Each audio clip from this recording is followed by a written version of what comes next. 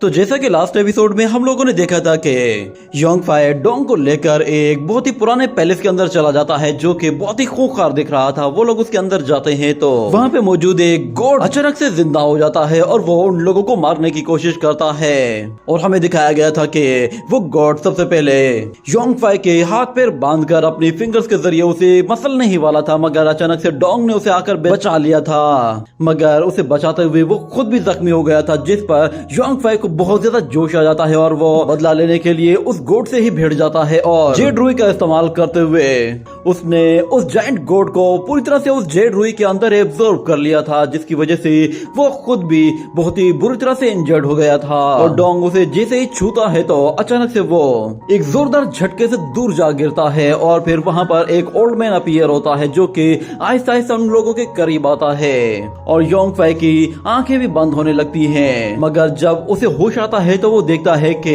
वो old man Dong के पास बैठा हुआ है और डोंग एक अंडे के फॉर्म में चला गया है। ये देखते ही वो फौरन से उठ खड़ा होता है और उस आदमी से कहता है कि क्या किया तुमने डोंग के साथ, उससे अपने हाथ दूर हटाओ। ये कहते ही वो उस पर एक बहुत ही पावरफुल पंच अटैक करता है, मगर वो एनर्जी उसकी बॉडी के आर पार हो जाती है और उसे टच भी नहीं करती। ये देखते ही वो ओल्ड मैन फौरन से एनर्जी फॉर्म में उसके पीछे आ जाता है और उससे कहता है कि यंग मैन, मैंने इसके साथ कुछ भी नहीं किया क्योंकि छोटे ड्रैगन की एनर्जी खत्म हो गई थी तो इसने खुद को स्टेट ऑफ रेगुलेशन ब्रीथ में डाल दिया है। मगर योंगफाई कहता है कि मैंने खुद अपनी आंखों से देखा है, तुमने इसके साथ कुछ किया है।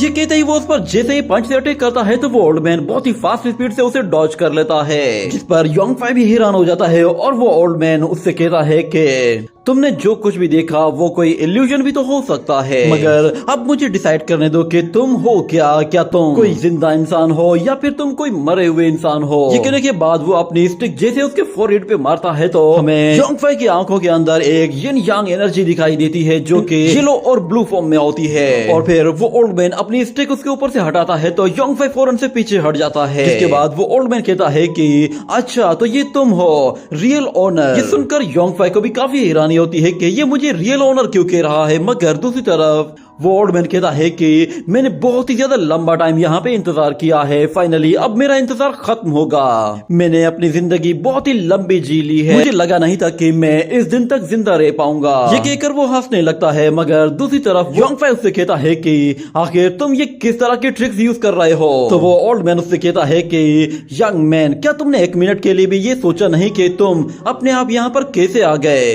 असल में जेड रुई ने तुम्हें अपना मास्टर एक्सेप्ट कर लिया है, जिसकी वजह से वो खुद तुम्हें यहाँ पर लेकर आई है। ये कहते ही वो बहुत ही फास्ट स्पीड से उसके बिल्कुल पीछे चला जाता है और योंगफाई को पता भी नहीं चलता। और ओल्ड मैन उससे कहता है कि क्या तुमने सुना है कि आज से 10,000 साल पहले लाइफ एंड डेथ बिल्कुल डिसअपियर हो गई थी। तो योंगफाई कहता है कि तुम्हें जो भी कहना है सीधा सीधा कहो, ये पहेलियां क्या बुझा रहे हो। तो ओल्ड मैन कहता है कि मेरा मास्टर वो एक गॉड हुआ करता था, मगर वो भी 10,000 साल पहले ही डिसअपियर हो गया। मगर योंगफाई कहता है कि अच्छा तो कुछ देर पहले जो मैंने वॉइस सुनी थी वो तुम्हारे मास्टर की थी।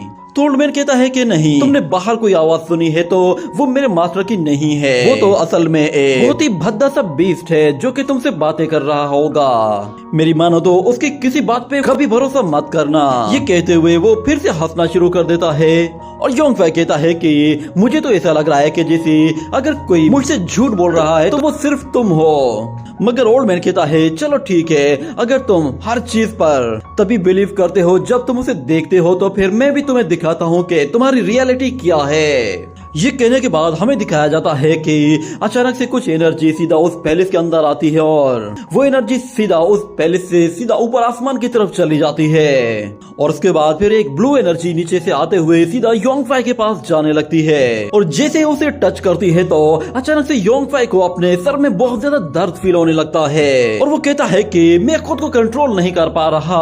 वो एनर्जी उसके दोनों हाथों को पकड़ लेती है और योंगफाई कहता है ये सब क्या हो रहा है, मेरी बॉडी आउट ऑफ कंट्रोल हो रही है। और इस तरफ वो ओल्ड मास्टर योंगफाई से कहता है कि मेरे मास्टर ने बताया था कि वो शख्स जिसके पास गॉड और डीमन डायग्राम हो उसे डीमन पैलेस में हमें सारे के सारे स्पिरिचुअल स्टोन्स दे देना।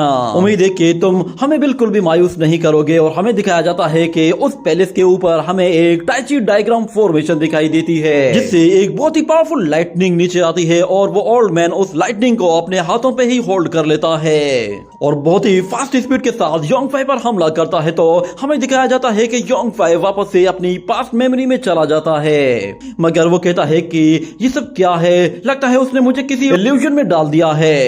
मगर देखते ही देखते वो एक पोर्टल के जरिए बाहर आता है तो उसे दिखाई देता है कि वहां पर कुछ लोग मौजूद हैं। उनमें से एक बंदा एक डीमन लॉर्ड होता है और दूसरा बंदा एक इमोर्टल होता है।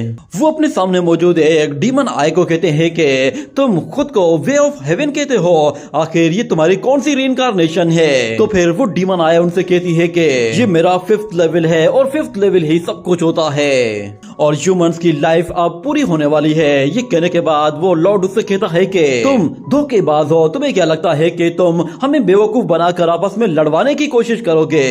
और फिर वहां पे मौजूद वो दूसरा इमोर्टल कहता है कि मुझे इसकी कोई बात समझ में नहीं आई, आखिर ये कहना क्या चाहता है? तो वो डीमन लॉर्ड कहता है कि इससे बात क्या करनी है, चलो इसकी बैंड बजाते हैं। ये कहने के बाद हमें दिखाया जाता है कि वो डीमन लॉर्ड फौरन से अपनी एक स्पिरिचुअल बॉडी क्रिएट करता है, जिसके जरिए वो उस जाइंट आई पे एक बहुत ही पावरफुल एनर्जी अटैक कर देता है और इसमें वो इमोर्टल भी उसका साथ देता है। मगर वो दोनों एक साथ कंबाइन अटैक करने के बावजूद भी उस डीमन आई का कुछ भी नहीं बिगाड़ पाते और हमें दिखाया जाता है कि वो इमोर्टल उस पर बहुत सारी सोर्ड्स की बारिश कर देता है, मगर वो डीमन अपने चारों तरफ एक बैरियर बनाकर खुद को बहुत ही आसानी से बचा लेता है। और फिर वो आए उनसे कहती है कि तुम्हें क्या लगता है कि तुम लोग मुझे इतनी आसानी से हरा दोगे? ये कहने के बाद वो जाइंट आए उन लोगों के ऊपर एक बहुत ही पावरफुल ग्रेविटी प्रेशर एक्टिवेट कर देती है, जिसका असर योंगफाई की बॉडी पर भी होता है। और वो कहता है कि आखिर ये क्या चीज है, ये देखने में ही बहुत ही ज्यादा खूंखार लग रही है। वो एविल आए उन दोनों ही वॉरियर से कहती है कि अगर तुम दोनों एक साथ मिलकर भी मुझे हराना चाहो तब भी तुम लोग कुछ नहीं कर सकते, क्योंकि तुम्हारी किस्मत में यही लिखा है कि तुम दोनों का आज खात्मा होना है। ये सुनकर वो डीमन लॉर्ड कहता है कि अगर ऐसी ही बात है तो फिर ठीक है, तुम अपनी रियल डिवाइन आईज के सामने बाहर क्यों नहीं आते? तुमने अपने सामने ये फेक आई शेल क्यों लगाया हुआ है? मगर वो आई कहती है कि तुम मेरी डिवाइन आई तक नहीं पहुंच सकते क्योंकि ये मेरी किस्मत में नहीं है। इतना कहने के बाद वो उन दोनों के चारों तरफ से बहुत बड़े बड़े एनर्जी सर्कल्स क्रिएट करती है, जिससे वो उन्हें चारों तरफ से कवर कर लेती है। और फिर हमें दिखाया जाता है उस डिवाइन आई से निकलने वाली एनर्जी सीधा जाकर उस जाइंट बॉडी को हिट करती है, जिससे वो जाइंट बॉडी पूरी तरह से डिस्ट्रॉय हो जाती है। मगर दूसरी तरफ वो लोग उस अटैक से बचते हुए बहुत ही तेजी से उस आई की तरफ जा रहे होते हैं और वो कहते हैं कि अगर गॉड ने वे ऑफ हेवन को भुला दिया है तो फिर हम भी अब किसी तरह के वे ऑफ हेवन को फॉलो नहीं करेंगे। ये कहते हुए वो दोनों ही उस जाइंट आई के करीब पहुंच जाते हैं, मगर जैसे ही वो जाइंट आया उन लोगों पर एनर्जी अटैक करती है तो वो इमोर्टल अपनी पावर का इस्तेमाल करते हुए उस डीमन लॉर्ड को एक एनर्जी सर्कल के जरिए टेलीपोर्ट कर देता है, जिससे वो फौरन से उस आई के और भी ज्यादा करीब पहुंच जाता है। मगर हमें दिखाया जाता है कि उस आई के करीब पहुंचने के बावजूद भी वो उसका कुछ भी नहीं बिगाड़ पाता। उल्टा वो उससे कहता है कि आज मैं तुम्हारी रीइंकार्नेशन को ही डिस्ट्रॉय कर दूंगा, जिसके बाद तुम दोबारा कभी पैदा नहीं हो पाओगे। और दूसरी तरफ वो दूसरा इमोर्टल जैसे ही उस पर एक पावरफुल एनर्जी अटैक करता है तो वो आए बहुत ही आसानी से उस अटैक को ब्लॉक कर लेती है और इस तरह वो दोनों ही वॉरियर्स पीछे हट जाते हैं। मगर यहाँ पर वो आए भी हार मानने वाले नहीं थे। उन लोगों के ऊपर एक जायंट गॉड हैंड का अटैक करती है, जिससे वो उन लोगों को बहुत ही जोर से जमीन पे दे मारती है। इस अटैक की वजह से वहाँ पर एक बहुत बड़ा ब्लास्ट भी होता है, जिससे हर जगह पूरी तरह से तहस नहस हो जाती है। वो डीमन लॉर्ड थोड़ा सा जख्मी हो गया था, जिस पर वो इमोर्टल उससे कहता है कि तुम ठीक तो हो ना, क्या तुम इस लड़ाई को आगे कंटिन्यू कर सकते हो? तो डीमन लॉर्ड कहता है कि हाँ आगे बढ़ो। मगर दूसरी तरफ वो आए उनसे कहती है कि ह्यूमंस और डीमंस दोनों ही बहुत ही अच्छे हैं, मगर क्योंकि तुम्हारी डेस्टिनी हेवन की तरफ से डिसाइड की गई है तो इसीलिए अब तुम लोग अपनी किस्मत को खुद नहीं बदल सकते। ये कहने के बाद वो डिवाइन आए जैसे ही ऊपर जाती है तो हमें दिखाया जाता है कि वो सीधा स्पेस में जाते ही एक बहुत ही पावरफुल टेक्निक का यूज करती है, जिससे वो वहाँ पर एक बहुत बड़े एस्ट्रॉयड को उन लोगों की तरफ डाइवर्ट कर देती है। और हम देखते हैं कि वो एस्ट्रॉयड बहुत ही तेजी के साथ उन लोगों की तरफ आ रहा होता है और उसे रोकने के लिए वो इमोर्टल फिर अपनी मल्टीपल क्लोन टेक्निक का इस्तेमाल करता है, जिससे वो सारे के सारे क्लोन बहुत ही तेजी से जाते ही उस स्टोन को रोकने की कोशिश करते हैं। मगर उसके बावजूद भी वो सारे के सारे एक साथ मिलकर उसे नहीं रोक पा रहे थे। डीमन लॉर्ड अपनी सोड लेके उस पर एक जोरदार एनर्जी अटैक करता है, जिससे वो उस एस्टेरॉयड के टुकड़े टुकड़े करने की कोशिश करता है। और दूसरी तरफ वो इमोर्टल अचानक से वहाँ पर योंग फाई को देखता है तो वो कहता है कि क्या तुम मरना चाहते हो, फौरन से यहाँ पे आओ। ये कहते ही वो उसके पास जाते हैं, उसे अपने साथ ले आता है। और इस तरफ हम देखते हैं कि वो लॉर्ड और एस्टेरॉयड को रोकने की कोशिश कर रहा होता है, और दूसरी तरफ वो इमोर्टल उस डिवाइन आई को बिल्कुल साफ क्लियरली जाहिर कर देता है, जिसके बाद वो फौरन से योंग फाई को उस आई के अंदर धक्का दे देता है। और हमें दिखाया जाता है कि योंग फाई अचानक से अपनी पास्ट की मेमोरीज को याद करने लगता है। उसे अपनी सारी की सारी पास्ट की टेक्निक्स याद आने लगती हैं, और वो कहता है कि हेवन को डिस्ट्रॉय करना मुश्किल है, मगर अर्थ को खत्म कर पाना उससे भी ज्यादा मुश्किल है। अगर ये डिस्ट्रॉय हो गई तो फिर मुझे फिर से 10,000 साल वेट करना पड़ेगा। ये कहने के बाद वो फौरन से अपनी सोड क्रिएट करता है और अपनी वॉइड व्हील टेक्निक का इस्तेमाल करते हुए बहुत ही तेजी से जाकर उस डिवाइन आई पे हमला करता है। वो अपनी सोड को उस आई के अंदर घुसा देता है, जिससे उस डिवाइन आई को काफी तकलीफ होती है। मगर दूसरी तरफ वो डिवाइन आई कहती है कि मेरी स्किन को दोबारा से रीसेट करना होगा। ये कहने के बाद वो अपने सामने मौजूद उन दोनों ही वॉरियर्स पर एक बहुत ही पावरफुल एनर्जी अटैक करती है। ये देखते ही वो इमोर्टल फौरन से अपनी एनर्जी सारी की सारी उस दूसरे वॉरियर की बॉडी में ट्रांसफर करता है, और वो दूसरा वॉरियर एक जोरदार स्प्लैश अटैक करता है। वो अटैक उस आई डीमन के एनर्जी अटैक से जाकर टकरा जाता है, और दोनों ही अटैक एक दूसरे को पुश करने की कोशिश करते हैं। मगर इस तरफ हमें दिखाया जाता है कि योंग फाई अपनी उस हेवन स्लैंग सोड के साथ उस आई को तोड़ने की कोशिश कर रहा था, मगर उस डिवाइन आई के अंदर भी मौजूद एनर्जी योंग फाई को नजदीक आने नहीं देती। मगर वो किसी तरह उस सोड के साथ चिपका हुआ होता है, और वो कहता है कि अगर हेवन में कोई जस्टिस है तो फिर आज मैं इसे खत्म करके रहूंगा। ये कहने के बाद वो अपनी पूरी ताकत के साथ उसे बहुत ही जोर से पुश करता है, तो वो हेवन स्लैंग सोड उस डिवाइन आई के बिल्कुल आर पार हो जाती है, जिससे वो आई पूरी तरह से डिस्ट्रॉय हो जाती है। और हमें दिखाया जाता है कि वो अटैक सीधा जाकर उसके बाहरी शेल पर भी हमला कर देता है, जिससे उसके भी टुकड़े टुकड़े हो जाते हैं। और हम एक जोरदार धमाका देखते हैं, जिसके बाद वो दोनों वॉरियर्स कहते हैं कि फाइनली वो लड़का सक्सेसफुल हो गया। वो हेवन डीमन आए पूरी तरह से खत्म हो गई है, और लगता है कि जब इसका रीइंकार्नेशन होगा तब तक गॉड इसे डिटेक्ट नहीं कर पाएगा।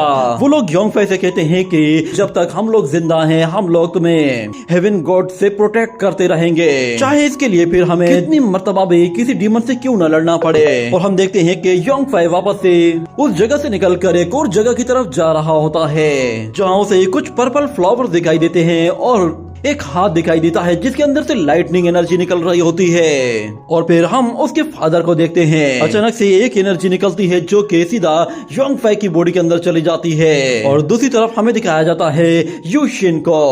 वो उसके सामने से होकर गुजरती है तो योंग फाई उसे देखकर बिल्कुल हैरान सा रह जाता है, और कहता है कि यूशिन, उसे मालूम था कि यूशिन मर चुकी है। मगर उसके सामने आते ही योंग फाई को बहुत ही अजीब सा फील होता है, और वो बहुत ही जोर से चिल्लाता है, जिससे उसके अंदर से एक पावरफुल एनर्जी निकलती है जो कि आसमान तक चली जाती है, और वहां पर एक बहुत बड़ी फॉर्मेशन बन जाती है। और हमें दिखाया जाता है कि योंग फाई अलग अलग विजुअल्स देखने लगता है, जिसमें वो अपने अंदर उस गॉड सेमेट्री को भी देखता है। फिर उस ओल्ड मैन की आवाज सुनाई देती है जो कि योंग फाई से कहता है कि चलो अब तुम्हारे होश में आने का वक्त आ गया है। और फिर योंग फाई देखता है कि वो एक बहुत बड़ी फॉर्मेशन के नीचे खड़ा हुआ है, और बाकी सारे के सारे गॉड्स उसके नीचे खड़े हुए हैं। वो सब लोग उससे कहते हैं कि वो आए भले ही डिस्ट्रॉय हो गई है, मगर वो दोबारा से रीइंकार्नेट होगी। उसे सिर्फ और सिर्फ तुम ही हो जो कि हमेशा के लिए खत्म कर सकते हो। और वो दोनों ही हेवन एंड डीमन गॉड्स अपनी पावर को एक साथ मर्ज करते हुए योंग फाई की बॉडी के अंदर डाल देते हैं। योंग फाई एक कब्र के अंदर लेटा हुआ होता है। वो लोग उसे दफनाते हैं ताकि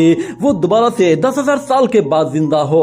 और जब योंग फाई उस कब्र से बाहर निकलता है तो वो खुद भी नहीं जानता कि उसके साथ क्या हुआ था। उसे अपने पास्ट के बारे में कुछ भी याद नहीं होता। और इसी के साथ हम लोग फ्लैशबैक से बाहर निकल आते हैं, जहां योंग फाई चिल्ला रहा होता है क्योंकि उसके सर में बहुत ज्यादा दर्द हो रहा था। वो वहीं पर ही घुटनों के बल बैठ जाता है, जिसके बाद वो ओल्ड मैन उससे कहता है कि उम्मीद है कि तुम जो जानना चाहते थे उसका जवाब तुम्हें मिल गया होगा। मगर योंग फाई कहता है आखिर तुम्हें इस सब के बारे में कैसे मालूम? तुमने आखिर मेरे साथ क्या किया है? क्या तुमने कोई इल्यूजन यूज किया है? तो ओल्ड मैन कहता है कि नहीं, ये कोई इल्यूजन नहीं था, बल्कि ये तो तुम्हारी अपनी मेमोरीज थी जो कि तुम्हारी अपनी बॉडी के अंदर दबी हुई थी। और योंग फाई कहता है मैंने वहाँ पर कुछ लोगों को देखा था, वहाँ पर मेरे जैसा ही दिखने वाला एक वॉरियर था जो कि एक कब्र में सोया हुआ था। मुझे बताओ कि आखिर तुमने मेरे साथ क्या किया है? तो ओल्ड मैन कहता है कि ये असल में Tai Chi गॉड और डीमन डायग्राम मेमोरी है जो कि तुम्हारी बॉडी के अंदर मौजूद है। तो योंग फाई कहता है Tai Chi डायग्राम वो क्या है और वो कौन सी जगह थी और वो लोग किसके साथ फाइट कर रहे थे? तो ओल्ड मैन कहता है कि आज से 10,000 साल पहले वे ऑफ हेवन अपीयर हुई थी और उस वक्त कुल मिलाकर 6 ऐसे रियलम से जो कि इस दुनिया में एग्जिस्ट करते थे, मगर उनमें से कुछ ने वे ऑफ हेवन को चुन लिया और वो उसके साथ हो गए, मगर कुछ लोगों ने वे ऑफ हेवन के अगेंस्ट उसके साथ जंग लड़ी थी। वे ऑफ हेवन से जंग लड़ने वाले गॉड्स एंड डीमंस थे जिन्होंने एक साथ मिलकर फाइट की थी। उन लोगों ने वे ऑफ हेवन को डिस्ट्रॉय करने के लिए अपनी जान की कुर्बानी दे दी, मगर उसके बावजूद भी हम सब लोग फेल हो गए। हम लोग वे ऑफ हेवन को डिस्ट्रॉय नहीं कर पाए। हमारे मास्टर्स ने और जितने भी गॉड्स थे उन सब लोगों ने बिला वजह में ही इतनी बड़ी कुर्बानी दे दी, मगर हमारी आखिरी उम्मीद सिर्फ तुम हो। ये सुनते ही योंग फाई फौरन से अपनी लेजेंडरी कमान बाहर निकालता ही कहता है कि मैं तुमसे आखिरी बार पूछ रहा हूँ कि मुझे सच सच बताओ। तो ओल्ड मैन कहता है कि यंग मैन, हम दोनों एक ही मकसद की वजह से यहाँ पर मौजूद हैं। यूँ समझ लो कि हम लोग एक चेस बोर्ड के ऊपर मौजूद हैं। मैं बस तुम्हें इतना बता सकता हूँ कि आज से 10,000 साल पहले जो भी हेवन एंड गॉड से वो सारे के सारे वे ऑफ हेवन के अगेंस्ट चले गए थे, जिसकी वजह से वो सारे के सारे मारे गए, मगर उन लोगों ने मरने से पहले ही अपनी सारी की सारी पावर्स को Tai Chi गॉड और डीमन डायग्राम के अंदर डाल दिया था। ये कहने के बाद अचानक से उसकी बॉडी डिसअपियर होना शुरू हो जाती है और वो कहता है कि मैंने अपना मिशन कंप्लीट कर लिया है। एक गॉड सर्वेंट होने के नाते मैंने बहुत लंबा टाइम यहाँ पर वेट किया है। तो योंग फाई कहता है कि अच्छा, तो तुम 10,000 सालों से यहाँ पे मौजूद हो। मैंने सोचा भी नहीं था कि मैं कभी भी किसी इतने ओल्ड आदमी को यहाँ पर देख पाऊंगा। तो ओल्ड मैन कहता है असल में ये पैलेस मेरे मास्टर ने बाहर की दुनिया से बिल्कुल आइसोलेट कर दिया है और मैं तो तुम्हें बताना ही भूल गया था कि मैंने कभी भी बाहर की दुनिया को नहीं देखा। मैं पिछले 10,000 साल से यहाँ पे मौजूद हूँ। तो उसकी बॉडी को इरेज होता हुआ देखकर योंग फाई कहता है कि ये तुम्हारे साथ क्या हो रहा है? तो ओल्ड मैन कहता है मैं पहले ही बहुत ज्यादा बूढ़ा हो चुका हूँ, इसलिए तुम मेरे लिए इतना परेशान मत हो। तुम्हें हर हाल में Tai Chi गॉड और डीमन डायग्राम को प्रोटेक्ट करना है और ये जगह अब डिस्ट्रॉय होने वाली है, तो तुम फौरन से यहाँ से निकल जाओ। मैं यहीं पर ही रहूंगा क्योंकि ये मेरी फेवरेट जगह है, मैं हमेशा से यहीं पर ही रहा हूँ। मगर योंग फाई कहता है जरा एक मिनट रुको। ये कहते ही वो अपनी लेजेंडरी कमान से ऊपर छत में मौजूद एक जाली को तोड़ देता है और वो एरो ऊपर जाकर एक जोरदार धमाके से फट जाता है और हमें दिखाया जाता है कि उस छत से फिर सूरज की रोशनी नीचे आती है। तो वो ओल्ड मैन कहता है कि ये क्या, ये तो सनलाइट है। और इतने में उसे ऊपर आसमान में वही ब्लू आई वाला गॉड दिखाई देता है जो कि उसे उसके रियल फॉर्म में दिखाई दे रहा था। उसे देखकर वो कहता है कि ये सनलाइट सच में बहुत ही अच्छी फील हो रही है। वो योंग फाई से कहता है कि मुझे अपनी लाइफ का कोई भी अफसोस नहीं है, मैंने जो कुछ भी किया है फाइनली उसका रिवॉर्ड आज मुझे मिल रहा है। इस सब के लिए तुम्हारा बहुत बहुत शुक्रिया। ये कहने के बाद उसकी बॉडी एनर्जी फॉर्म में वहां से निकल जाती है और इतने में हमें फिर किसी के हंसने की आवाज सुनाई देती है। ये वही शख्स था जो कि बाहर मौजूद था और उसने ही योंग फाई को इस पैलेस के अंदर जाने के लिए कहा था। अचानक से वहां पे मौजूद जितनी भी चेन्स होती हैं वो टूटना शुरू हो जाती हैं और वो पैलेस भी गिरने लगता है। तो योंग फाई खुद को और डोंग को बचाने की कोशिश करता है और अपने सामने एक बहुत बड़ी शील्ड बना लेता है और दूसरी तरफ वो शख्स जो कि हंस रहा था वो इस पर बहुत ज्यादा खुश होता है कि वो ओल्ड मैन मर गया। वो कहता है कि उस ओल्ड मैन ने मुझे यहाँ पर इतने लंबे टाइम तक कैद करके रखा, फाइनली आज मैं आजाद हो ही गया। मगर जब वो योंग फाई को देखता है तो वो कहता है कि तुम अभी भी जिंदा हो। तो योंग फाई उसकी आवाज सुनकर कहता है कि कौन हो तुम? वो तुम ही थे ना जिसने हमें यहाँ पे आने के लिए कहा था। इतना कहने के बाद हमें उसके पीछे एक जायंट ड्रैगन को दिखाया जाता है जो कि योंग फाई के पीछे पलटते ही फौरन से जोरदार एनर्जी अटैक करता है। तो योंग फाई खुद को बचाते हुए उससे पीछे हट जाता है और फिर उस ड्रैगन से कहता है कि कुछ देर पहले तुमने ही हमसे बात की थी। तो वो ड्रैगन कहता है कि हाँ, मैं एक इनविंसिबल ड्रैगन हूँ हूँ। ड्रैगन क्लॉन में मैं सबसे ज्यादा हैंडसम हुआ करता था और लोग मुझे पर्पल गोल्ड ड्रैगन कहते थे। अगर मुझ पर उन वेस्टर्न गॉड्स ने हमला न किया होता तो मैं पूरी दुनिया में फेमस हो जाता, मगर उन लोगों ने मुझ पर हमला किया और मुझे यहाँ पर सील कर दिया। यहाँ पर मैंने एक लंबी जिंदगी गुजारी है जिसमें किसी ने भी मेरी कोई परवाह नहीं की।